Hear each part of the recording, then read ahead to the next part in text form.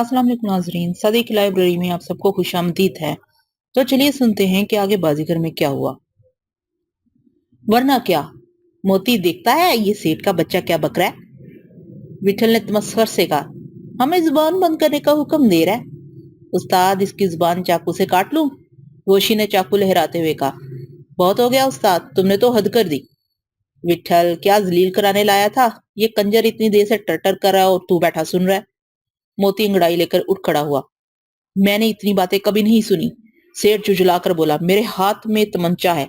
अहमदाबाद में कई गुंडे इसका मजा चख चुके हैं। आगे बढ़ने की कोशिश मत करना। मोती ने एक मसनूई कहका लगाया, जरा अहमदाबाद भी जाना पड़ेगा। ये शहर भला कलकत्ते से कितनी दूर है? वो आहिस्ता आहिस्ता सेठ की तरफ बढ़ने लगा। 1000-1500 मील पर होगा। विठल ने सरसरी जवाब दिया। आगे मत बढ़ो, मैं कहता हूँ आगे मत बढ़ो। सेठ ने तमंचा तान कर कहा। करीमन, करीमन बानो, तुम इसे रोको, इस जानवर को रोको। अगर एक खून हो गया तो फिर यहाँ से कोई जिंदा वापस नहीं जाएगा। हम अब जाएंगे और शहपारा हमारे साथ जाएगी। करीमन कांप रही थी। मोती कहके लगाता हुआ आगे बढ़ रहा था। शहपारा चीखती हुई मोती के पास आई, उसका बाजू झंझोड़ कर बोली, रुक जाओ, मैं सेठ से बात करती हूँ। मैं नहीं गाऊंगी, नहीं नाचूंगी। मैं सेठ के साथ चली जाऊंगी। यहाँ खून मत बहाओ। मोती रुक के शहपारा को गौर से देखने लगा। तुम इतनी प्यारी लड़की हो, मैं तुम्हें इस पागल के साथ नहीं जाने दूंगा। शहपारा, सामने से हट जाओ, सेठ ने मृतश आवाज में कहा। शायद इसकी मौत आ गई है। नहीं नहीं, शहपारा हज़ियानी अंदाज में बोली, मैं तुमसे मिन्नत करती हूँ, तमंचा अंदर रख लो, तमंचा अंदर रख लो। वो एक लम्हे में जस्त लगा के सेठ के पास पहुंच गई। मोती उसके मुकाबिल खड़ा था। उन दोनों के दरमियान चंद फीट का फासला था। तमंचे पर सेठ की गिरफ्त सख्त मालूम होती थी। विठल खड़ा हो गया। शूली कांते चंद कदम आगे बढ़ गए। उनके चाकू रोशनी में चमक रहे थे। करीमन सेठ के कदमों पर सरक के फरियाद कर रही थी। सेठ के साथ बैठे हुए लोग भी उसे रोकने की कोशिश में मसरूफ थे। उधर विठल, कांते और शूली खुले चाकू हाथों में लिए कहर आलूद नजरों से सेठ को घूर रहे थे। मेरे हाथ में चाकू नहीं था। मैंने कांते से कहा कि अगर इसके पास कोई फाजिल चाकू मौजूद हो तो मेरे हवाले कर दे। विठल ने सुन लिया और अपना चाकू मुझे दे दिया। सेठ तमंचा ताने बार बार मोती को सामने से हटे का हुक्म दे रहा था और मोती किसी बुत की तरह उसकी आंखों में आंखें डाले चाकू खोले उसके रूबरू खड़ा था। फिर न जाने अचानक क्या हुआ। मैं सिर्फ इतना देख सका कि मोती का जिस्म बाएं तरफ फुर्ती से झुका और उसका चाकू वाला हाथ बिजली जैसी तेजी से सेठ के हाथ पर झपटा। सेठ ने एक चीख मारी। तमंचे से गोली की आवाज आई और तमंचा लुढ़कता हुआ दूर जा गिरा। सेठ के हाथ से खून बहने लगा था और वो दर्द की शिद्दत से अपना हाथ दूसरे हाथ से बुरी तरह पकड़े हुए था। मोती ने जिस तेजी और बरक रफ्तारी से ये काम किया था वो चाकू जनी का कमाल था। उसने ठीक उसी हाथ पर चाबुक दस्ती से चाकू का वार किया था जिसमें तमंचा मौजूद था। पहले मोती ने बाएं तरफ जिस्म झुका के सेठ को वरगलाया और फिर दाएं हाथ से उसके हाथ पर हमला कर दिया। चाकू इस अंदाज से लगाया गया था कि तमंचे की गोली जाया चली जाए, वरना दूसरी सूरत में वो किसी को भी लग सकती थी। अपना जिस्म हटाना और तमंचे का निशाना कायम रखते हुए हमला करना इस बात का सबूत था कि मोती को अपनी चाकूजनी पर मुकम्मल एतमाद है। विठल ने उसे अपने सीने से लगा लिया। घोषी ने तमंचे पर कब्जा कर लिया था। खून रोकने के लिए करीमन ने अपना दुपट्टा सेठ के हाथ पर बांध दिया। वो बिलबिलाने लगा था। उसकी 3 उंगलियों के दरमियानी पोरों में चाकू की एक गहरी लकीर खिंच गई थी। जरा हाथ और गहरा पड़ जाता तो तीनों पोरे जमीन पर गिर जाते, मगर मोती का मकसद ये नहीं होगा। जो मकसद था वो उसने हासिल कर लिया था। सेठ लक्ष्मी दास की आंखें फटी हुई थी। उसने दर्दो करब दबाने की बहुत कोशिश की मगर उसकी कराहें निकल गई। मैं उसके साथियों दोस्तों करीमन ने उसे फर्श पे बिठा के घरेलू दुआओं से उसकी पट्टी कर दी। विठल ने दोबारा शपारा को हुक्म दिया कि वो गाना शुरू करे। शपारा ने घुंघरू उतार दिए थे। विठल के हुक्म पर उसने किसी तौकफ के बगैर अमल किया। जैसे एक घुंघरू छनके और तबले पर पहली थाप पड़ी, सेठ वहशतज़दा अंदाज में उठ गया। नहीं शहपारे, तुम नहीं गाओगी, इनकार कर दो शहपारे। वो चीखने लगा। शहपारा ने मिसरा उठा दिया। रोंदती फिरती है फूलों को सवारी आपकी। सेठ ने तेज नजरों से उसे देखा और अपने साथियों समेत दरवाजे की तरफ बढ़ने लगा। सुनो सेठ, कांते की आवाज ने उसके कदम रोक लिए। कांते न जाने उससे क्या कहना चाहता था मगर फिर रुक के कहने लगा, जाओ सेठ, आइंदा एहतियात रखना। ये अहमदाबाद नहीं है सेठ। मोती ने हंस के कहा, वाह जन्हे रहते होंगे, अब जाते कहाँ हो? बैठ जाओ, हमारी तरफ से गाना सुनो। तुम चले जाओगे तो मजा नहीं आएगा। तुम्हें सामने देकर शपारे की आवाज में कुछ और ही सोच पैदा होगा। सेठ ने शोलाबार नजरों के सिवा कोई जवाब नहीं दिया। उसने आखिरी बार शपारा पर एक नजर डाली और गदन झटकता हुआ दरवाजे से निकल गया। करीमन की पुकार, मोती, कांते और घोषी के कहकों ने दूर तक इसका ताकुब किया होगा। करीमन ने लपक के दरवाजा बंद कर दिया और सीधी विठल के पहलू में आ बैठी। आज तो खैर हो गई उस्ताद, वो हफकाती लहजे में बोली। अगर तमंचा चल जाता तो क्या होता? तुम्हारी चांदी खराब हो जाती।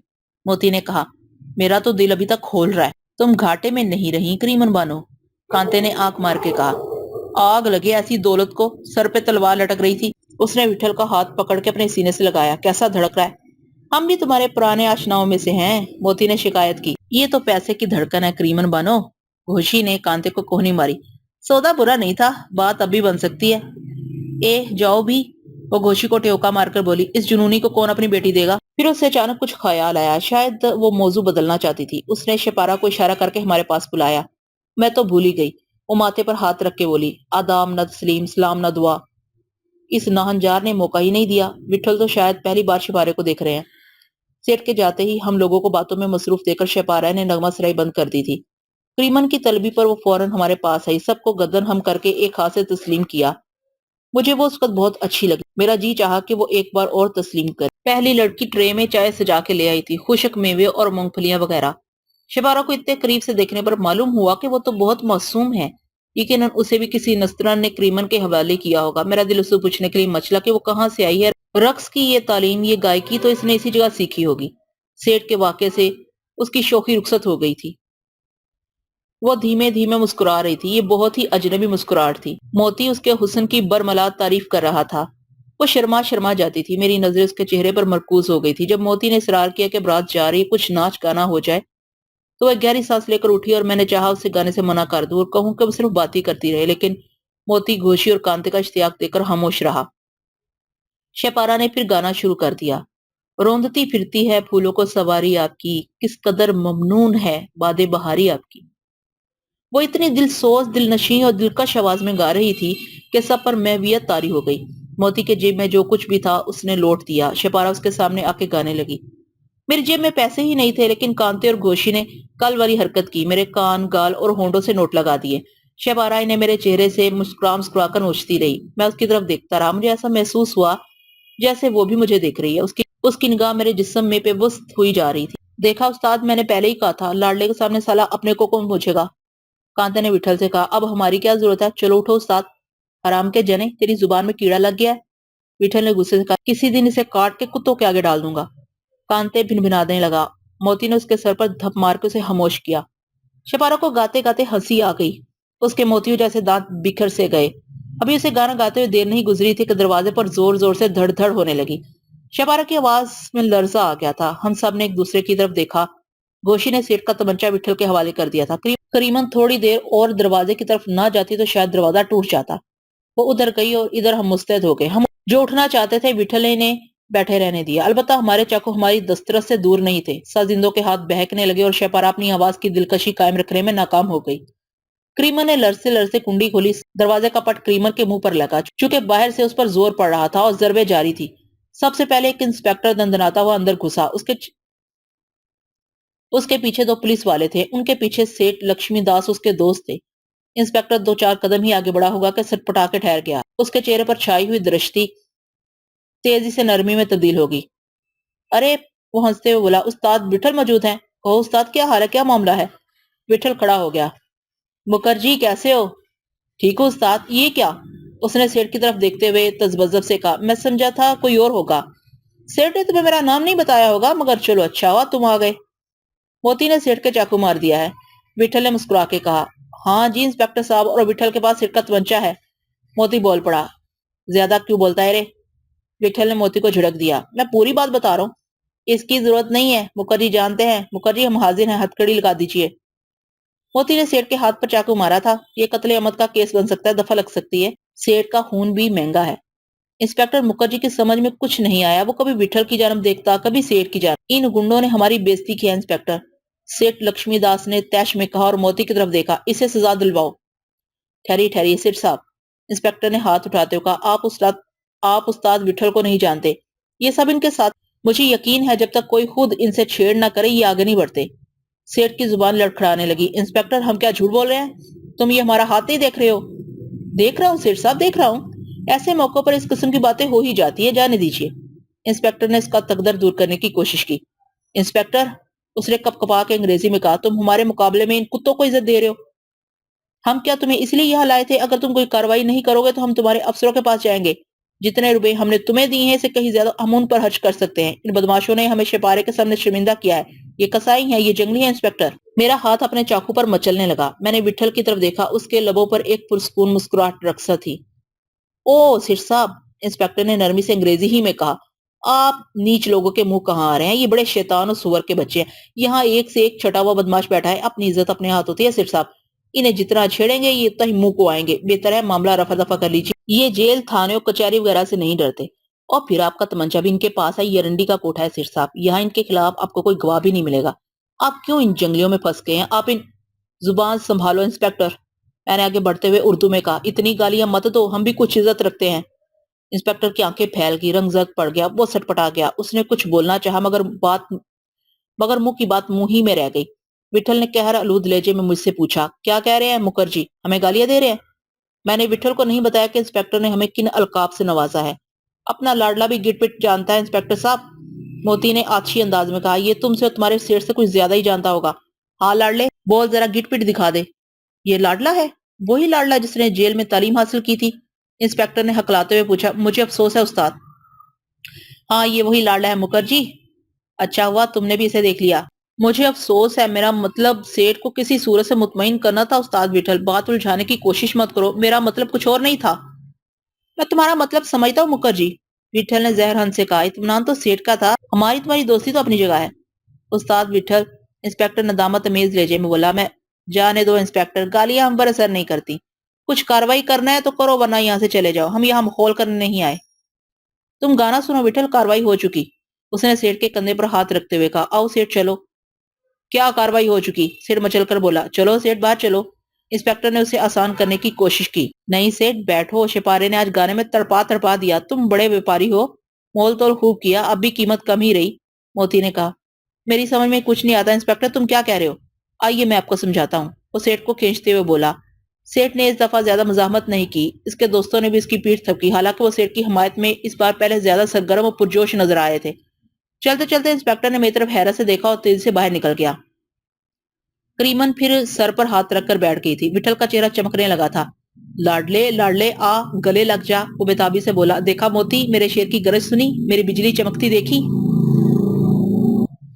استاد, لاڈلے کو گٹ پٹ کرتے دیکھنے کی حسرت ہے. یہ سالے انسپیکٹر کا چہرہ دیکھا تھا, اس سے بات نہیں ہو رہی تھی. کیا گالیاں دے رہا تھا لاڈلے؟ کانتے نے میری پسلیوں میں ہاتھ ڈال کے پوچھا. وہ سب میرے گرد گھیرا ڈالے کھڑے تھے. موتی نے دھاڑ کر کہا. بس کریمن, اب ایک آخری ایٹم سنوا دے. شپارے سے کہہ دے وہ آج سارا ریکارڈ توڑ دے. اب مجھ سے گایا نہیں جائے گا, شپارہ نے آہستگی سے کہا. تو مت گاؤ, بس ہمارے سامنے بیٹھی رہو. تمہارا تو سامنے رہنا بھی گانا ہے, تبلا ہے, ہارمونیم ہے. موتی نے دونوں ہاتھ پھیلا کر کہا. مجھے ڈر ہے وہ جنونی پھر کسی افسر کو لے آئے گا, اس کے پاس بہت پیسے ہیں. کریمن نے خوفزدگی سے کہا. حرام کے ہیں, وٹھل نفرت سے بولا. اچھا ہے کچھ پولیس افسروں کا بھلا ہو جائے, سب اپنے ہی آدمی ہیں, پر اب وہ ادھر نہیں آئے گا. تمہیں معلوم ہے, کریمن نے حواس بستگی سے کہا. تمہیں یقین ہے؟ ہاں, وٹھل نے بے پرواہی سے کہا. اب وہ نہیں آئے گا. اب رات کو تم دروازہ کھلا رکھ کے سونا کریمن. رات کو میں چوکیداری کرنے کا تیار ہوں. کیوں کریمن؟ موتی نے شوخی سے پوچھا. تمہارا کیا خیال ہے؟ تمہارا گھر ہے موتی, یہاں آج تم لوگ نہ ہوتے تو مجھ پر کیا کیا نہ بیت جاتی. وہ تو پھن پھلائے بیٹھا تھا. شبارہ کا چہرہ دیکھو, تھکا دیا غریب کو, لمے لمے دل ہول رہا تھا. گانے کی محفل تو پہلے ہی اجڑ گئی تھی. ساتھ زندے بھی اپنا تان تمبورا سنبھال کے اندر چلے گئے. کریمن حیدرآباد کے واقعات سنانے لگی اور شہپارہ سب کے سامنے میرے قریب آ کر بیٹھ گئی. میں گھبرا گیا. اس کے سراپا سے بھینی بھینی خوشبو اٹھ رہی تھی. پہلے تو مجھے دیکھ کر آنکھیں پٹ پٹاتی رہی, پھر اس کے لبوں پر تھرتھراہٹ سی ہوئی. یہی کیفیت میری تھی. آپ, وہ جھجک کے بولی. میں تو سمجھ رہی تھی کہ آپ بولنا نہیں جانتے. میرا دماغ سنسنا گیا. کوئی معقول بات عقل میں نہیں آئی. وہ خود ہی مسکرا کر کہنے لگی. میرا نام شپارہ ہے. میں نے سن لیا ہے, میں بدحواسی سے بولا. وہ کچھ جھجکی. آپ ان سے بالکل جدا معلوم ہوتے ہیں. آپ کا خیال ہے, ورنہ مجھے تو اپنے آپ میں کوئی ایسی چیز نظر نہیں آتی. میں نے سنبھل کر کہا. آپ ہی بتائیے, آپ کو مجھ میں کیا چیز جدا نظر آتی ہے؟ ہر چیز. جب سے آپ آئے ہیں خاموش خاموش بیٹھے ہیں, نہ داد نہ بے داد. ایسا محسوس ہوتا ہے کہ آپ کو رقص و موسیقی سے دلچسپی نہیں, اور جیسے آپ کو جبرن یہاں کھینچ کے لایا گیا ہے. کہیے میرا خیال درست ہے نا؟ مجھے یہ سب کچھ بہت عجیب لگ رہا ہے, میں نے الجھتے ہوئے کہا. کیوں, آپ تو ان محفلوں کے عادی ہوں گے. نہیں, میں پہلی بار کسی ایسی جگہ آیا ہوں, میں نے صاف گوئی سے کہا. سچ؟ وہ تعجب سے بولی. آپ بنا رہے ہیں؟ اب جو سمجھیے, میں نے کسی قدر حفت سے کہا. واقعی مجھے یقین نہیں آتا. بھلا آپ, اس کی پتلیاں تھرکنے لگی. پھر تو آپ کو یہ سب کچھ اجنبی اجنبی لگ رہا ہوگا. سچ بتائیے, یہ ماحول آپ کو پسند آیا؟ سچ پوچھئے تو نہیں آیا, ممکن ہے بعد میں آ جائے. خدا نہ کرے, وہ تیز سے بولی. کیوں, آپ تو خود یہاں. میں نے پہلو بدل کر کہا. میرا خیال ہے آپ تو بہت خوش نظر آ رہی ہیں. ہاں, بہت خوش ہوں. وہ نظریں نیچی کر کے بولی. آپ خوب گاتی ہیں. میں نے آہستگی سے کہا. اور خوب ناچتی ہیں. وہ سرگوشی میں بولی. یہ بھی تو کہیے. میں نے چونک کے دیکھا, اس کی گردن جھکی ہوئی تھی, صرف پلکیں نظر آ رہی تھی جو تھر تھرا رہی تھی. مجھے پتہ ہی نہیں چلا کہ ان سب کی توجہ ہماری طرف مرکوز ہو گئی ہے. ہم دونوں چپ تھے اور وہ گہری نظروں سے ہمارا جائزہ لے رہے تھے. موتی کا کہکا امڑا تو مجھے بڑی ندامت ہوئی. شپارہ کے جسم کا تمام خون چہرے پر سمٹ آیا. ہماری گھبراہٹ سے سب کی کلکاریاں چھوٹ پڑی. میری ناراض نگاہی نے اور مہمیز لگائی. ہم کو تمہاری نظریہ نے مارا, نظریہ نے مارا, نظریہ نے مارا. کانتے نے کولے پر ہاتھ رکھے مٹکتے ہوئے گایا. دیکھا نا استاد. وٹھل نے اچک اس کی گردن پکڑ لی. میں تیری کھال ادھیڑ دوں گا. وہ گرا کر بولا. بھڑوے, مجھے اپنا شاہجہاں پوری سب سے پہلے تیری ہی گردن پر آزمانا پڑے گا. وہ دن کب آئے گا؟ کانتے نے چاقو کھول کے کہا. اس کی دھار بھی بہت بانکی ہے استاد, کاٹ دو. شپارہ اداس بیٹھی تھی. کانتے کی باتوں پر اسے ہنسی آ گئی. کانتے نے ایک سرد آہ بھری. استاد, کبھی کبھی مجھے ایسا خیال آتا ہے کہ ساری بات گردن کے اوپر کے حصے کی ہے. اگر گردنیں بدل جایا کرتی تو کتنا مزہ آتا. پھر میں کبھی کبھی لاڈلے کی گردن ادھار مانگ کر ادھر آیا کرتا. اپنی قسمت بھی چند گھنٹوں کے لیے بدل جایا کرتی. کوئی فرق نہ پڑتا. موتی نے کہا. گردن سے نیچے بھی ایک چیز ہوتی ہے, اسے کہاں سے لاتا؟ استاد, میری مانو تو آج لاڈلے کو یہیں چھوڑ جاؤ. کچھ شرم ورم تو ٹوٹے. کریمن, تم لاڈلے کے بارے میں کیا کہتی ہو؟ کانتے نے پوچھا. میرا بس چلے تو انہیں یہیں رکھ لوں, کریمن نے ورافتگی سے کہا. ہے ظالم. موتی پر جیسے گریا تاری ہو گیا. دیر ہو گئی تھی. وٹھل جھنجھلا کر اٹھ کھڑا ہوا. کریمن نے اسے کچھ دیر اور بیٹھنے کے لیے اصرار کیا, مگر وٹھل اکھڑ چکا تھا. وہ دوبارہ فرش پر نہیں بیٹھا. اس کے اٹھتے ہی سب ٹھنڈی سانسیں بھرتے, ہائے ویلا مچاتے, انگڑائیاں لیتے ہوئے اٹھ گئے. اب کب آؤ گے؟ کریمن نے وٹھل کے پہلو با پہلو چلتے ہوئے کہا. سال 2 سال بعد پھیرا لگا جانا. جلد ہی آؤں گا کریمن, وٹھل نے جواب دیا. کوئی پریشانی ہو تو خبر کر دینا. کوئی ایسی ویسی بات ہو تو گلی سے کسی آدمی کو بلا لینا. اپنے آدمی یہاں گھومتے رہتے ہیں. اور میرے لیے کیا حکم ہے؟ موتی نے کریمن کے گلے میں باہیں ڈال دی. آنسو لاؤ گی یا بس یہیں تک بات ہے؟ تم دل سے بلاؤ گے تو سر کے بل آؤں گی. کریمن کھلکھلا کر بولی. اور ابھی تو تم شہر میں ٹھہرو گے, جب تک یہاں ہو میرے حجرے پر روز حاضری دینا, یہ میرا حکم ہے. شپارہ سب سے پیچھے تھی. مجھے یقین تھا کہ چلتے وقت وہ مجھ سے ضرور بات کرے گی, اس لیے میں دانستہ ان لوگوں سے پیچھے رہ گیا تھا. دروازے پر اس نے جھک کے تسلیم کی. میں نے آنکھوں کے اشاروں سے جواب دیا. اس نے روشنی کے ایک جھماکے کی طرح مجھ سے قریب ہو کر چپکے سے کہا. دیکھیے, آپ پھر کبھی ادھر نہ آئیے گا. اس سے قبل کے کانتے ہمیں مڑ کے دیکھتا, وہ اپنا چہرہ چھپا کے مکان کے اندر واپس ہو گئی. جس وقت ہم یہاں داخل ہوئے تھے یہ پورا علاقہ جگمگا رہا تھا. اب معلوم ہوتا تھا بارات چلی گئی ہے, روشنیاں گل ہو چکی تھی. چھٹن صاحب پٹواری کی دکان بھی بند ہو گئی تھی, لیکن ابھی کچھ راہگیر موجود تھے. کہیں کہیں دروازہ کھلا ہوا تھا اور گلیوں میں جگہ جگہ پھولوں کی پتیاں بکھری ہوئی تھی. وٹھل کی رفتار تیز تھی. گشت لگانے والے سپاہیوں کی نظر جب وٹھل پر پڑی تو انہوں نے وٹھل کی خیر خیریت دریافت کی. واپسی میں ہمیں بہت سے آدمی ٹکرائے. ان میں بیشتر تعداد وٹھل کے آدمیوں کی تھی. وہ بات وٹھل سے کرتے تھے اور گھور کے مجھے دیکھتے تھے. کسی کی نظر میں اشتیاق تھا, کسی کی نظر میں تجسس, کہیں خشونت تھی, کہیں عقیدت. میں 2 دنوں میں ہی بہت سے لوگوں کے چہروں سے آشنا ہو چکا تھا. کٹے پھٹے, داغدار, ٹیرے مٹیرے. یہ چہرے کل اور آج وٹھل کے اڈے پر اسے میری واپسی اور موجداری کی سرکوبی کی مبارکباد دینے آئے تھے. کریمن کے اڈے میں بیٹھے ہوئے وٹھل اور آج چلتے ہوئے وٹھل میں نمایاں فرق تھا. اب وہ اتنا خاموش نہیں تھا. اس کی آنکھوں میں سرخی بڑھ گئی تھی, سینہ پھولا ہوا تھا, آواز میں غضب و غصہ تھا, جیسے وہ سب سے ناراض ہو, جیسے کسی نے خلاف تباہ کوئی بات کہہ دی ہو, اس کا خون پی جائے گا.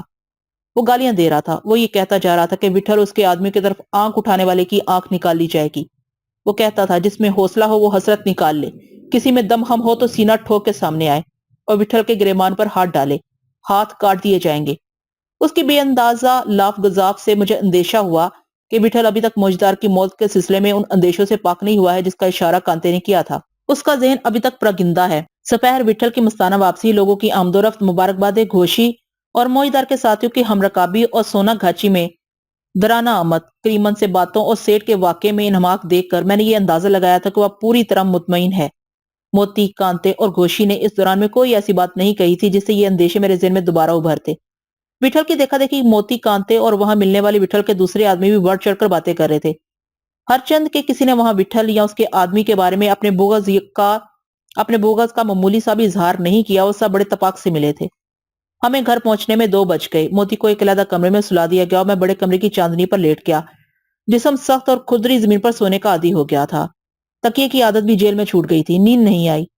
نیند کیسے آتی؟ نیند اس طرح آنے لگتی تو یہ دن کیوں آتے؟ نیند تو اسی دن سے اچڑ گئی تھی جس دن کورا کو دیکھا تھا.